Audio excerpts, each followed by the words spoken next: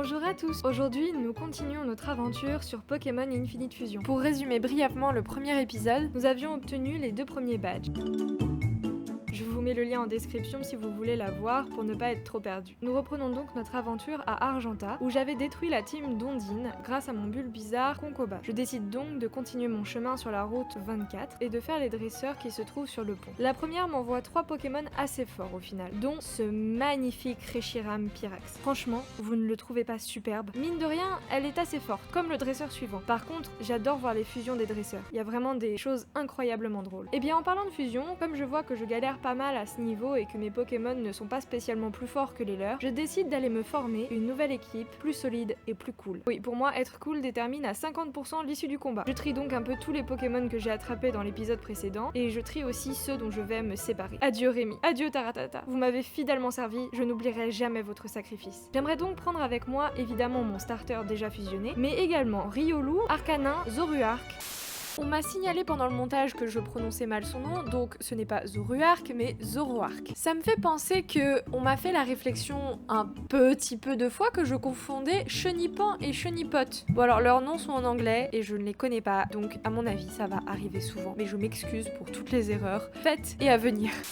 Mon Ningal Shiny, Loclas, Galopa, Reptincelle, Roucoups et Moonjask. Ça ne sera évidemment pas possible, même en les fusionnant à peu près tous. Je vais donc devoir choisir. Mais avant toute chose, pour être efficace, je vais XP tous les Pokémon que je dois fusionner. Je ne sais pas si vous vous en rappelez, mais fusionner 2 Pokémon revient aussi à fusionner leur XP. Donc, par exemple, si je fusionne un Evoli niveau 1 avec un Dracofeu niveau 100, j'obtiendrai un Pokémon de niveau 50, pour résumer grossièrement. Je vais donc entraîner tout ce beau monde pour les amener à un niveau équivalent. Je suis obligée au passage de capturer les Pokémon que je n'ai pas déjà avec mes dernières Pokéballs. J'accueille donc Kong, Monstro, Colère et Magret dans notre team. Mais d'autres me résistent et je ne parviens pas à les capturer, comme Liquidrio ou Machopper. Et je finis mes dernières Pokéballs sur 2 Torterra qui ne se laisseront jamais capturer. Je continue donc d'XP débarrassé de ma corvée de capturage et c'est donc à ce moment-là qu'apparaissent plein de Pokémon qui auraient été intéressants d'attraper. Bien sûr, j'extermine pas mal de Pokémon rouage, je sais plus du tout comment elles s'appellent, et de Riolu. J'XP assez rapidement au final. Et je rencontre de nouveaux Pokémon, ou plutôt de nouvelles erreurs de la nature. Attendez, je vous les note sur 20.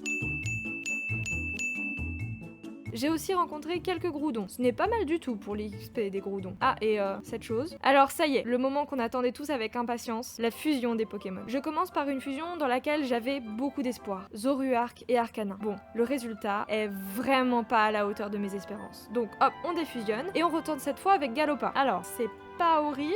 Non, si ça va. C'est juste...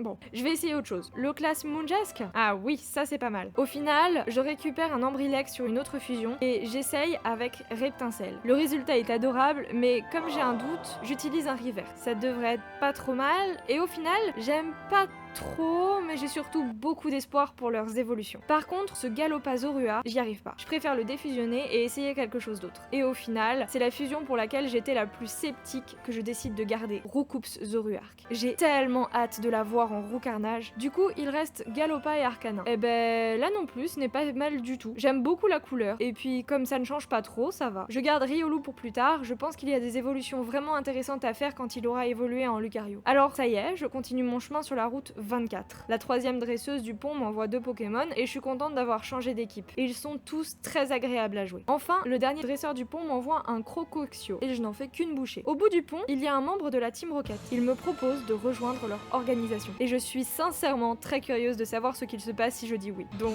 j'accepte sa proposition. Et bien c'est à cet instant précis qu'il me reconnaît comme étant la gamine qui leur a cassé les pieds au Mont Lune. Il retire donc son offre et décide de subir une nouvelle humiliation en me défiant. Je lui apprends donc le respect et je continue mon chemin. Sincèrement très intriguée des nouveaux Pokémon de la route. Je rencontre donc quelques Pokémon normaux, des bangers aussi, il faudra que je repasse. Mais surtout, beaucoup d'erreurs de la nature. Sérieux, regardez ça. Après vous allez dire que si j'aime pas les fusions, j'ai qu'à jouer en normal, mais c'est pas vrai, regardez, il y a ces 2 merveilles là. Maintenant, on est parti pour faire tous les dresseurs de la route. Et il y en a 8, rien que ça. Alors plutôt que vous assommer avec ça, je vais vous montrer les Pokémon les plus cool que j'ai croisés en les combattant. Je tiens à dire que jusque là, je n'ai pas encore perdu une seule fois.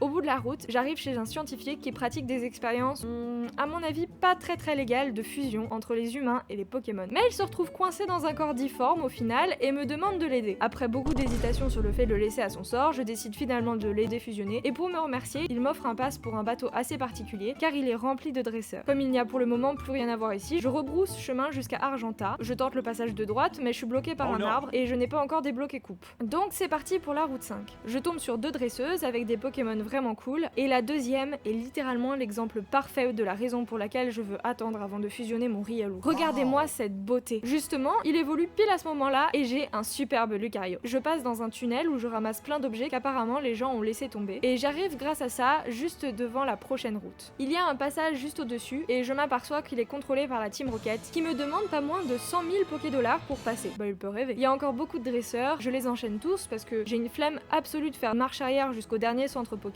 et je réussis à tous les vaincre de justesse. Après c'était dur quand même. Surtout avec le dernier dresseur et ses fusions de Groudon et Régigigas. J'arrive donc à Vermillon City. Enfin, je visite un peu comme d'habitude et un résident me donne une vieille canne à pêche. Franchement, j'en suis très contente. Je vais aussi enfin pouvoir acheter des Super Balls et ça me fait vraiment plaisir. Tellement plaisir que je file trouver tous les Pokémon de la route au-dessus de Vermillon. Bon, ça commence assez mal car je tombe directement sur un Lugia qui refuse de se laisser capturer. Pareil pour le Pikachu d'après et j'ai failli abandonner. Mais heureusement pour moi, la capture d'un Dracolos juste après m'a remonté le moral. Puis un Staros. Et c'est la perte d'un Filali qui a eu raison de ma patience. Je décide du coup d'aller au bateau de Vermillon dont le chercheur m'a donné le billet. Finalement, j'ai eu le nez assez fin de commencer par la route 24. Et on est parti pour battre absolument tous les dresseurs du bateau. Au passage, je tombe sur le chercheur du Mont Lune que la Team Rocket avait forcé à se battre contre moi. Il est encore gêné de la défaite et me propose un nouveau fossile si je le bats à nouveau. Il s'est en effet bien entraîné, mais pas suffisamment pour me vaincre. Et je prends le fossile griffe. Après avoir vaincu tous les dresseurs,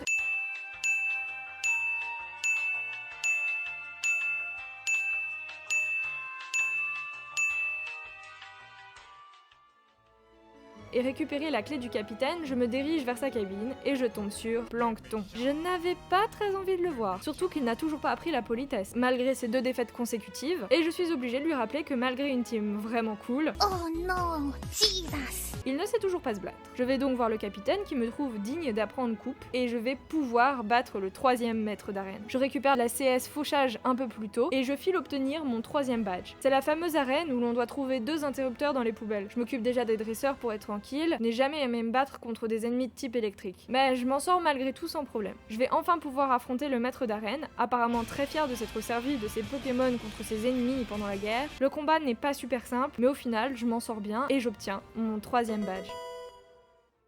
En sortant de l'arène, un scientifique vient m'informer que les machines à faire revivre les fossiles est à nouveau opérationnelle. Bon, ces vidéos font le temps de 2 lives différents, et pendant le 2e live, j'ai oublié d'enregistrer. Alors vous aurez la rediffusion du live, et c'est pour ça qu'exceptionnellement, il y aura ça et ça dans le cadre. Pardon. Je continue mon chemin, et je remarque un rocher brisé. Comme j'adore papillonner, je file pour le casser, et voir ce qui se cache derrière. Je trouve une personne qui me dit qu'il a laissé tomber un objet dans les rochers derrière, et que maintenant, il ne peut plus le récupérer. Alors pleine de bonne volonté, et surtout espérant une bonne récompense, je m'empresse de l'aider en brisant tous les rochers. Au passage, je récupère des items à vendre, donc c'est tout bénef. En allant lui rendre l'objet, il me dit que finalement son patron lui en a donné une autre. Une autre quoi, me direz-vous? Une autre pioche. Oui, il aurait pu aller la chercher lui-même, sa pioche. Par contre, je suis franchement contente de la garder parce que sacrifier une attaque pour une CT, c'est vraiment chiant. Je me rends alors sur la prochaine route pour continuer notre aventure et je capture un Raichu et un coquillage dont je ne me souviens pas du nom en français. Je m'occupe de tous les dresseurs et il y en a un certain nombre. Quand je finis, je passe sur la route et je trouve une personne coincée par un ronflex qui a décidé de dormir en plein milieu du chemin. Oui,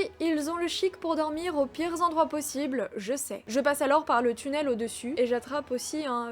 Je ne sais plus, mais j'aime bien. Et j'arrive dans les petits chemins avec plein de passages. Il y a une maison avec un monsieur qui a son jardin envahi d'arbres. Je vais donc dans son jardin pour, un peu de jardinage. Et je coupe tout ce qui dépasse. Je reçois alors une hache en remerciement pour me débarrasser de coupe. Et ça, c'est cool. À partir de là, je suis perdue. J'ai passé une demi-heure à trouver où je devais aller. Vraiment. Regarde, je suis même passée par la ligue Pokémon en essayant tous les chemins possibles. J'ai croisé un magnifique Ho-Oh, mais il n'a pas voulu se laisser capturer. Alors tant pis, une prochaine fois. Par contre, j'ai eu un Ptera. Et ensuite, je me suis souvenu du passage bloqué par un arbre à Argenta. Sauf que maintenant, j'ai coupe et une hache. Voilà, j'ai enfin retrouvé mon chemin. Et sur ce chemin, il y avait beaucoup de dresseurs. Vraiment. C'était long, je vous laisse voir par vous-même. 90.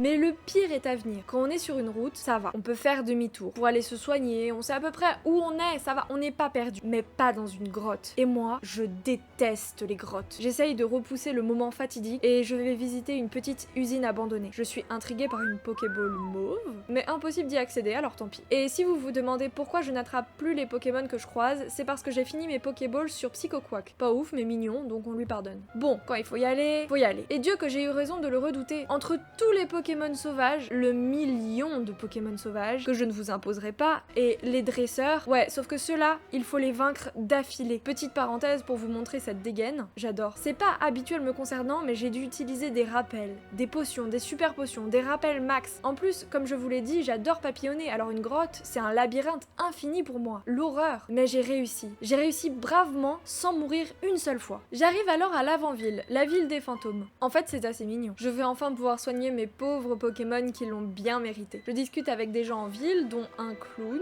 qui me fait une blague affreuse. J'ai tellement pitié de lui que je lui donne un peu d'argent et apparemment je suis pas la seule vu que la dame dans cette maison est de mon avis. Donc dans cette maison on a un monsieur qui nous donne des pierres d'évolution et dans celle-ci il y a le maître des surnoms. C'est à peu près tout ce qu'il y a à l'Avant-Ville, avec bien sûr la maison d'un certain Fuji qui est en réalité un refuge pour Pokémon. Assez cool non? Mais à l'Avant-Ville il y a surtout la grande tour que je m'empresse d'aller visiter. Je me rends compte que la tour est un mémorial pour Pokémon et je me fais sauvagement agresser par Plankton, encore lui. Et en plus il a encore changé d'équipe. Après un combat d'une facilité déconcertante, je le bats encore, et nous sommes interrompus par une dispute. La Team Rocket essaye de s'emparer de la Master Ball. Enfin je crois, mon anglais ne s'est toujours pas amélioré. J'apprends que sans un bidule, je ne pourrais pas venir au secours du monsieur qui s'avère être le fameux Fuji qui recueille les Pokémon. Du coup tant pis, on l'abandonne à son sort. Non je rigole, on va aller chercher de quoi l'aider. Mais comme le jeu n'a pas compris qu'il y avait urgence, j'ai dû me farcir encore une petite centaine de dresseurs. Enfin, ça me permet de vous montrer de jolies fusions, tenez.